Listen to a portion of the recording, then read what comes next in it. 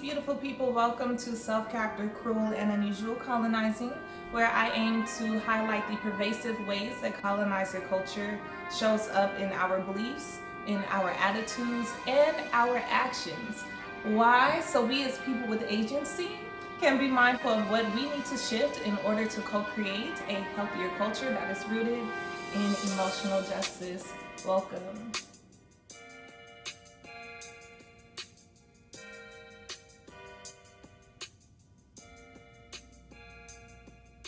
In this episode, I would like to enter into the conversation regarding the 4-part series When They See Us, which shows the breakdown of the criminal and justice system in regards to the Central Park 5 case, written and directed by Ava DuVernay. Everyone's talking about it. However, my comments does not center my reaction.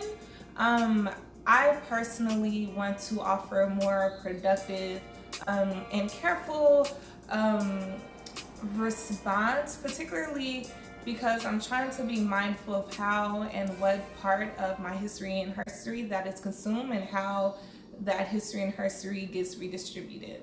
Does that make sense? Yeah. I realize I asked if that makes sense, but I'm talking to the camera. I think about people watching the video and it's more interactive on my side, in my head rather. But I wanted to watch the series but was afraid to watch it alone. So I was talking to this guy that I'm dating, and he asked if he wanted to watch it with me or if he could, and he said no. It would make him angry, it would make him upset, it would make him sad, it would make him cry. But then I started engaging with other members of my community, particularly Black men, only because I was like, I needed to watch it with you all. And they too were expressing similar types of avoidance, particularly around the emotional part of what this story would conjure up or bring up for folk. Acknowledging that it is hard to receive our history because it is so gruesome. So what started to happen for me is that we are avoiding parts of our history that for once or for one of the few times is told through our eyes, by us, written by us, through our lens, that doesn't seek to show the whites in a favorable lens, or that does not seek to use that white savior storyline, or suggest that their transgressions, regardless of how inhumane, is forgivable, right? Like, those are the narratives that we're constantly hearing or seeing as it relates, the subtle narrative, as it relates to Black history. You know what I mean? And because we do not receive our history through an empowering lens, we are oftentimes subjected to be shameful over what has happened to us versus the people who are the direct descendants of those wrongdoers and evildoers carrying the chain, right? So what that begins to look like is that we're like, oh, I want to see another slave movie. I want to see another. Well, we got to look like that, because they're telling it to make it seem like we had no agency, we had no brilliance, we had no strategy, we were just docile, and that's so untrue. So by having our stories misrepresented, what happens, because we're not mindful, or I don't want to say even mindful, but taught to filter through the messages that are coming in, we instead begin to disassociate and dismiss and regard with a shameful outlook pieces of our history that could be used to empower us, to aid in our strategy and movement towards liberation, because their blueprints have been laid out for us, but we don't know if some of us are reading, like, we too busy like not liking what we see.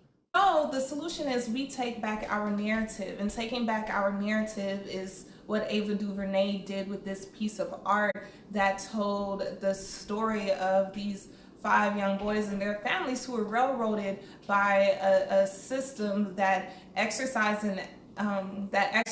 the biases from the white people who created it and who keep it going. And of course, like, people of color and Black folk can also participate in systems of anti-Blackness. But when you talk about the actual architects of the criminal and justice system, it ain't us. Even when they use Black bodies and Black faces to pacify their like wrongdoing or say that, oh, it's a black person part, but y'all, you know what I mean. The people whom this message is for knows what I mean. I ain't even gotta further explain.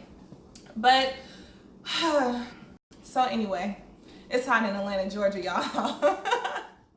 Back to the story, or at least like what I'm trying to get, what I want to share from this video. Hearing that my community was avoidant, I'm like mindful of all these different things, like how media, our stories have been wrongfully told or told in ways that's disempowering. These different things are coming up for me. So I was like, oh, okay, so we need to watch it together as a community. So I started connecting with my church, because the church represents historically a pillar and a black space that has always housed social justice movements, whether it's 90% of the successful slave revolts that was in America, those started during worship. Whether it was feeding programs for the Black Panther Party of Self-Defense or other community service programs. So I'm mindful that in this day and age, especially due to gentrification, which is modern colonialism, that black spaces are becoming scarce. So we need to reimagine and take up those spaces. We need to take up those spaces for our usage. And oftentimes you could do it for free. So someone with temporary limited resources, as far as like financial means, I leverage my church space, because this is where black folk are supposed to be able to get healed. Understand that church hurt is real, understand that bad theology has been practiced, understand that black folk have been exploited in many ways. But if we, instead of turning our backs on the harm that we have endured, and instead re-embrace it to create healing, to catalyze healing, we can do more for ourselves and our communities. So that's what I did. I started planning a community watch party for When They See Us. But that's not all. So for me, I was thinking we need to increase our collective emotional bandwidth to receive our stories. If something has happened to us as black people and we're like, I don't want to see it because I don't want to be sad, because then I'm going to see a white person and I'm going to be mad. For me, that tells me that we are repressing justified feelings of rage and anger so we can sanely navigate hostile white spaces and not make the whites feel uncomfortable. And if you are repressing what's in you, that's real, that's justified, that's fair to have, because you don't want to offend the person who directly benefits from the same thing that's causing you hurt, that's not self-sustainable, and it's not good for our mental, emotional, or physiological health, because our body is just holding that stress. We're holding that inward, and it doesn't do us any good. However, we can, through the means of watching these stories as a collective. So let me get back to that. So the benefits of watching this as a community, I've had part 1 and part 2 showing so far, is that after we do a deep breathing exercise to release the emotions and things that came up during it, because it's hard and we need to be mindful that racism, systems of oppression is stressful, right? So cortisol for black people is released on more times throughout the day due to this our stigmatized identity than other identities, other populations. We are just subjected to more potential harms. So like provide that context for the general population. And then we process it after. So when you're at home watching this by yourself, you may not be able to process it. But when you're in a community with folk, having moderators and people who are social workers, counselors, social psychologists, biochemists, or people who are cognizant of different healing modalities pertaining to our mental and emotional state, and just like social justice awareness, that who have like an active framing of like how this oppressive ass shit manifests in our communities, right? When you have access to that, the processing is a lot more productive and conducive for walking away with a new sense of understanding and maybe modified perspective that's more empowering than just watching it and you just mad and y'all just mad together and that's it, right? I do want to lift up that I don't know, may in itself sound intimidating, but we have to remember that we are the members of the Black community. So my degrees, my accolades, my knowledge must, and just like culturally as Black Americans, this is the ways that we sustain ourselves. It must go towards the upward mobility and sustainability of my people. So when I'm saying social workers and psychologists and Reiki healers and whatever have you, these aren't external sources. It's just about tapping into the resources that we have available and coming together as a collective. Like, we talk about it, but seldomly do we do it. So with that, I also, in a basement of the church, set up what's called a healing space with like lemon water and like tea assortments and candles and, you know, sage and Palo Santos and like other stuff, with having access to the counselors, to the Reiki healers, to the other folk who were there to help. And we just had other folks who volunteered their skills to hold space for members of our community, in case while watching parts of that series it was too overwhelming and you needed to step away. We have to think about our healing being an active part of our lived experiences as Black people, because when we are able to understand the extent in which systems of oppression is harmful on our personhood, this shit will make you go crazy. It will cause you stress. And now you got hypertension, high blood pressure, these things that seem disproportionately present in Black communities, is because like stigma and racial discrimination is stressful, y'all. That is why.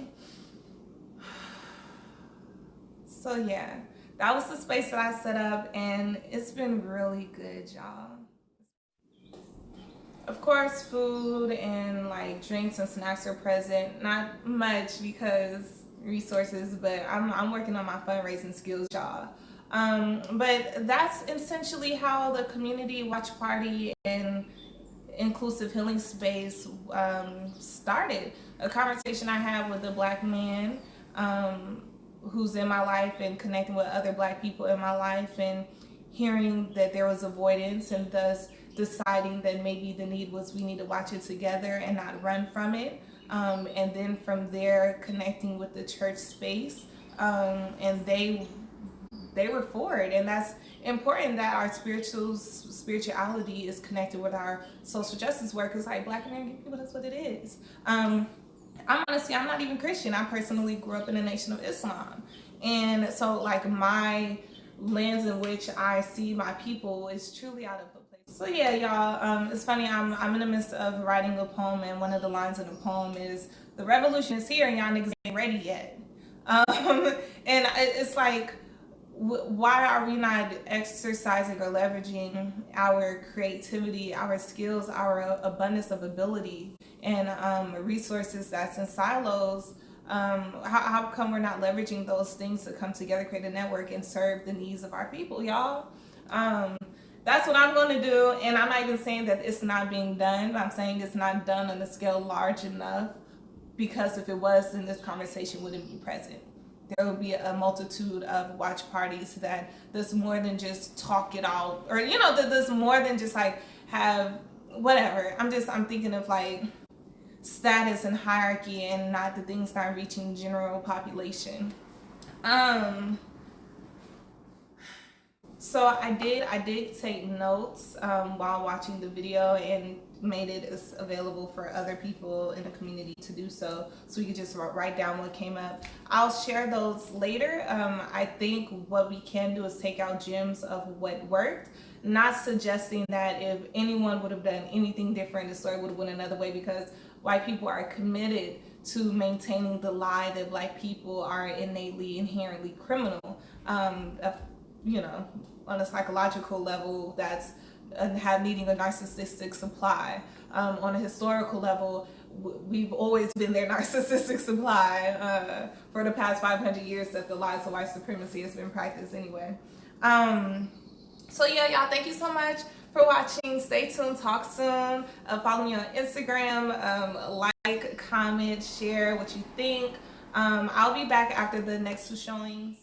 And from there, maybe I will share like my response to my takeaways. I would say this, at the end of the first episode or first part, there's a moment where all the boys are wrongfully in a holding cell. And one of the boys looked up to the other boy after learning his name, was like, yo, I lied on you. And they all admitted that they lied, and then had the revelation of like, well, they made us lie because the police use warfare tactics to antagonize and harass those boys and beat them into submission to admit to something they didn't do, you know? But for them to admit that showed a level of integrity and honesty that I thought was so indicative of good character. So when I speak about what my takeaways are, it'll be on that level. It'll be on that level, right? Like what are the gems that we could take away and use? Because it's plenty to say about the like gross, inhumane, awful treatment that those boys, that those families, that Black communities were and have been and are still subjected to by police, by district attorneys, by prosecutors, by judges, by biased ass jurors. Plenty to say. But there was a light. There's always light in our stories, and that's what I mean by we haven't received our stories in ways that's empowering, that highlights and speak to and give evidence to our humanity, but we have it, and I see it in us. I love us so much. So yeah, y'all. Thank you for watching this episode of Self-Care. I don't know what I'm doing with my arms. Thank you for watching this episode of Self-Care After Cruel and Unusual Colonizing. Again, where we highlight the pervasive ways that colonizer culture has shifted or impacted or shows up or manifests in our beliefs and our attitudes and our actions. Why? So we know what beliefs, what attitudes, what actions do we need to shift. Which one of those things have been tainted? All of those things have been tainted. But what do we need to change in order to co-create a healthier culture that is rooted in emotional justice, which is sustainable for us? Because the theory from the Selfcare After Series is that how we treat each other as Black people, as marginalized people, matters. And we can either catalyze our healing or trigger our traumas, and it is up to you to decide, okay? Again, thanks for watching. Like, share, comment, subscribe, all that. Peace of love. I'll be back.